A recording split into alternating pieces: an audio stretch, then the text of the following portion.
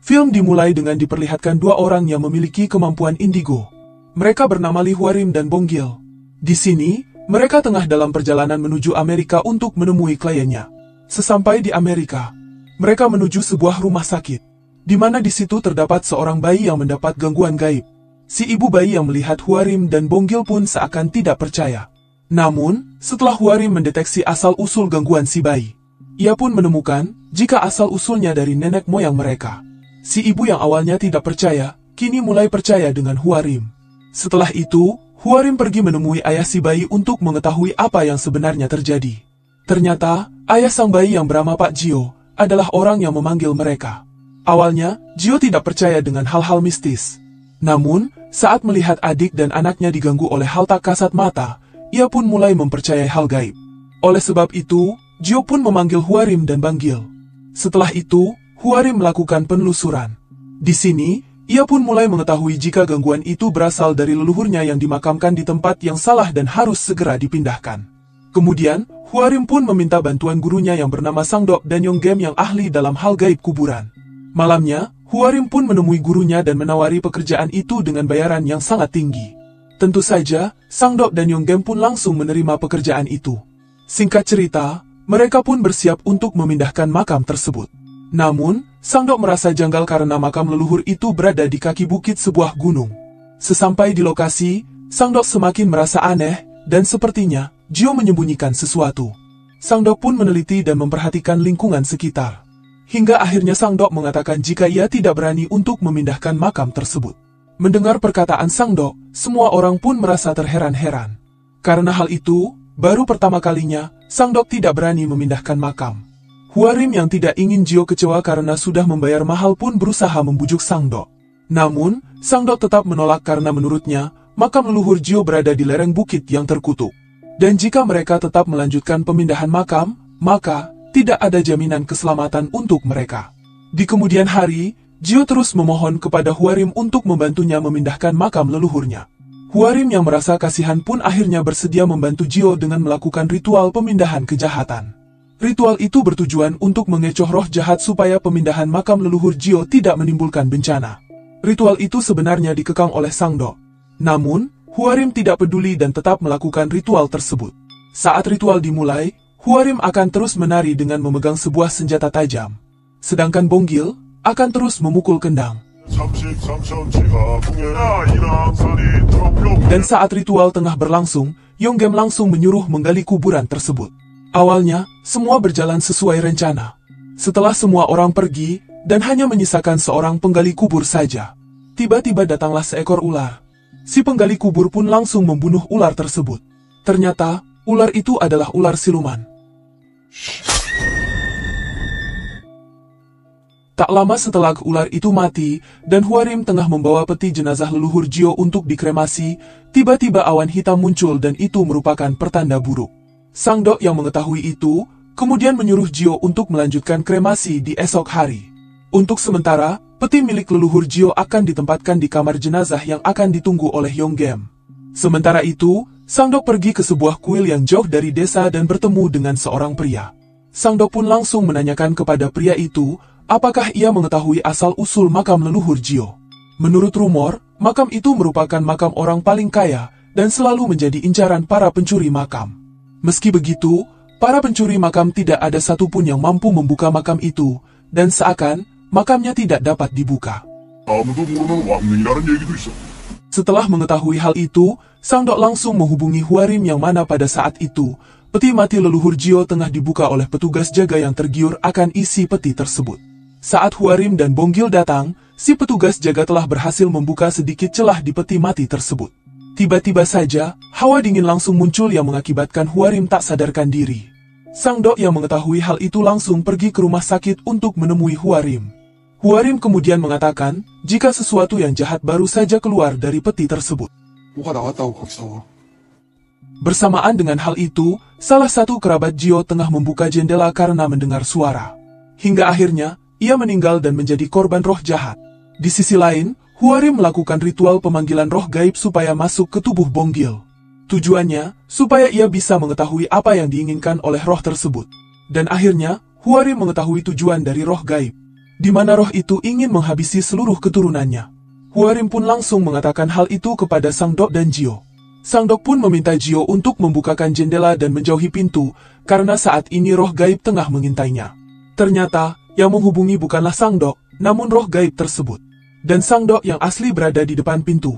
Saat Sang Dok berhasil masuk kamar Gio, Sang Dok mendapati Gio telah kesurupan dan tak sadarkan diri. Sang Dok kemudian langsung menghubungi Huarim untuk segera mengkremasi jenazah leluhur Gio. Jika tidak, maka seluruh keluarga Gio akan meninggal dunia. Di waktu bersamaan, roh gaib tengah mengincar bayi Gio. Untungnya, Huarim bergerak cepat dan langsung mengkremasi jenazah leluhur Gio. Pada akhirnya, sang bayi dan Gio pun selamat dari maut. Tak lama setelah itu, Sang Dok pergi menemui penggali kubur yang saat ini tengah sakit parah setelah menggali makam leluhur Gio. Sesampai di sana, Sang Dok merasa aneh melihat tingkah penggali kubur itu, di mana si penggali kubur selalu mengoceh terkait ular siluman yang telah ia bunuh. Merasa ada yang aneh, Sang Dok pun kembali ke kuburan leluhur Gio. Sesampai di sana, Sang Dok kembali menggali makam itu. Betapa kagetnya, ia menemukan seekor ular dan menemukan kembali peti jenazah, di mana peti itu dikubur dengan posisi berdiri dan diikat dengan tali berduri. Bahkan, ukuran dari peti tersebut tidaklah wajar, di mana tingginya sangat berbeda jauh dengan peti mati pada umumnya. Huarim yang merasa jika kekuatan jahat yang melebihi roh gaib leluhur Gio pun meminta Sang Dok untuk tetap mengubur peti tersebut. Sedangkan Sang Dok mengatakan, jika mereka tetap melakukan penguburan peti itu, maka bencana besar akan terjadi. Dikarenakan, segel yang harusnya terkunci sudah dibuka saat membuka peti leluhur Gio. Akhirnya, mau tidak mau, mereka pun membawa peti tersebut. Namun, karena hari sudah larut malam, Sang Dok pun memutuskan untuk menemui pria yang ada di kuil untuk meminta izin menginap di rumahnya. Huarim yang masih merasa takut dan khawatir, kemudian meminta beras ketan kepada pria itu untuk ditabur di peti jenazah. Huarim juga meminta Bonggil untuk menaburi darah kuda putih yang mereka bawa, supaya lebih kuat dalam memegarinya. Sang Dok yang masih bingung dengan situasi tersebut, akhirnya meminta Bibi Gio untuk menemuinya. Sesampai di lokasi, si Bibi langsung menceritakan alasan mengapa leluhurnya dimakamkan di sana. Ternyata, leluhurnya adalah seorang pengkhianat utara yang membela Jepang. Namun, ia tidak mengetahui jika di kuburan itu terdapat peti lain. Ia hanya memberikan sebuah foto masa lalu terkait kakek moyangnya. Karena sedikitnya informasi, Sang Dok pun meminta Bonggil untuk membacakan doa supaya mereka selamat. Setelah itu, mereka makan malam bersama. Saat semuanya tertidur, si kakek pemilik rumah mendengar sesuatu dan hendak mengeceknya. Sedangkan Bonggil yang tengah terlelap, merasa ada sesuatu yang menindihnya. Namun dengan keahliannya, ia mampu mengusir roh jahat tersebut. Saat ia terbangun, ia mendengar suara di tempat peti jenazah.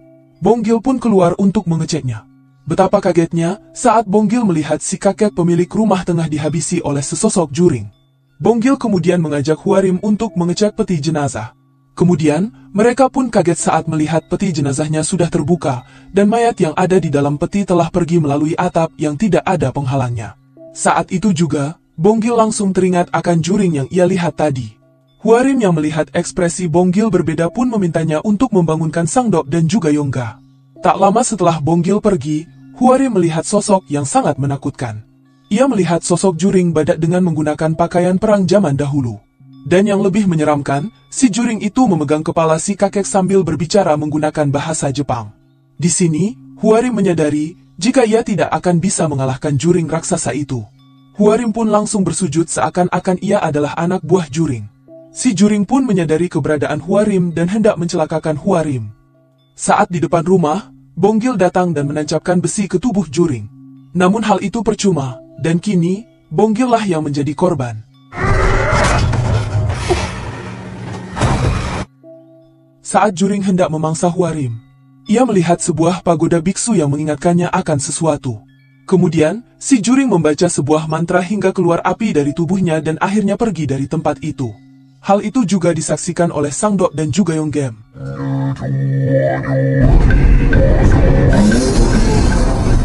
Setelah juring itu pergi, Huarim pun meminta Sang Dok untuk memanggil ambulans supaya Bonggil bisa diselamatkan. Singkat cerita, Bonggil pun berhasil dibawa ke rumah sakit dan mendapatkan pertolongan. Sementara itu, Sang Dok kembali ke kuil untuk mencari tahu siapa sebenarnya si juring. Menurut kakek pemilik rumah, barang-barang pencuri makam ia simpan di dalam gudang. Dan saat itu, Sang Dok menemukan sebuah foto para pencuri. Namun menurut Sang Dok, orang-orang itu bukanlah pencuri. Mereka adalah para penggali kubur di zamannya. Setelah itu, Sang Dok pergi ke bekas kuburan seorang diri. Di sisi lain, Bonggil yang tengah berada di rumah sakit tiba-tiba dirasuki oleh juring badak. Kemudian, Huarim pun bertanya kepada si juring, siapa sebenarnya dirinya? Juring pun menjawab, jika ia adalah tentara Jepang yang mengabdi kepada Kaisar Jepang pada zamannya. Saat ini, ia membutuhkan tubuh baru, supaya ia bisa menjaga sebuah benda yang diamanahkan kepadanya. Dan di waktu bersamaan, Sang Dok terkejut saat melihat si juring bisa kembali ke makam dengan sendirinya. Melihat hal itu, Sang Dok langsung pulang dan menceritakan hal itu kepada Yonggem, serta memperlihatkan temuannya berupa sebuah besi terkutuk. Dan satu-satunya cara untuk menghilangkan kutukan itu dengan cara menemukan pasangan besi tersebut. Sang Dok pun langsung memberitahukan hal itu kepada Huarim. Huarim yang mengetahui hal itu langsung merasa ketakutan. Dikarenakan, apabila mereka harus mencari besi itu, maka bisa jadi mereka tidak akan selamat. Dan, jika mereka tidak mencari besi tersebut, maka Bonggil akan diambil alih oleh juring tersebut. Akhirnya, mau tidak mau, mereka pun harus mencari pasangan besi tersebut. Di saat bersamaan, Bonggil tengah diperiksa oleh dokter. Di sini, Huarim menyadari, jika si juring tidak melukai tubuh Bonggil yang terdapat tato. Hal ini kemudian dimanfaatkan oleh mereka untuk menyelamatkan diri, supaya si juring tidak melukai mereka. Mereka bertiga kemudian mempersiapkan hal-hal yang mereka perlukan untuk membuat si juring keluar dari kuburan terlebih dahulu. Di malam harinya, saat si juring telah keluar dari makam dan menuju suatu pohon yang mereka asapi, Sang Dok pun langsung mendekati makam. Sedangkan Huarim berusaha untuk mengulur waktu dengan berpura-pura menjadi hantu penunggu hutan. Huarim mengatakan kepada si juring, jika saat ini perang telah berakhir. Si juring pun marah besar dan mengatakan jika perang belum berakhir. Huarim yang sebenarnya ketakutan melihat si juring pun berusaha tenang. Huarim juga meminta si juring untuk pergi dari gunung. Juring tersebut semakin marah dan mengatakan jika tidak ada yang bisa memerintahkannya kecuali sang kaisar. Sang Dok yang tengah mencari besi itu pun semakin frustasi karena tidak segera menemukannya. Bahkan, cangkul yang ia bawa tiba-tiba patah, membuat mereka semakin ketakutan. Yonggem bahkan memilih untuk pergi karena merasa, jika saat ini nyawa mereka semakin terancam. Di sisi lain, aksi Huarim itu diketahui oleh si juring. Dan saat itu juga, si juring hendak memangsa Huarim, namun untungnya, datang seorang nenek yang ternyata, nenek tersebut adalah leluhur Jio. Dan Huarim pun berhasil kabur, saat bertemu dengan Sang Dok, ia menanyakan terkait besi tersebut. Namun, mereka sama sekali tidak menemukannya. Tiba-tiba, muncul bola api yang merupakan perwujudan dari si juring dan masuk ke dalam makam. Sang Dok yang masih ada di dalam makam dan berhadapan langsung dengan juring. Saat si juring hendak mengambil jantung Sang Dok, Huarim pun datang dan menyiramkan darah kuda kepada si juring. Seketika itu, si juring pun langsung menghilang. Saat Huarim hendak menyelamatkan Sang Dok, tiba-tiba si juring kembali muncul dan langsung mencengkram Huarim dan Yonggem. Saat itu, Sang Dok pun menyadari, jika besi terkutuk yang ia cari ternyata ada di tubuh si juring. Dan untuk mengalahkan juring yang diibaratkan dengan logam dan api, bukanlah menggunakan benda tajam, melainkan menggunakan kayu basah yang merupakan kebalikan si juring.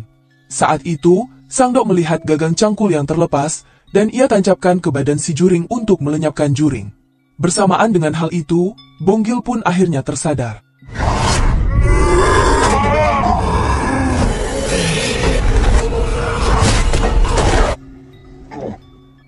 Setelah kejadian itu, mereka bertiga pun sering berada di rumah sakit untuk menunggu Sang Dok. Sedangkan Bonggil yang sudah sadar dan mulai membaik, juga ikut menemani Sang Dok yang masih dalam perawatan.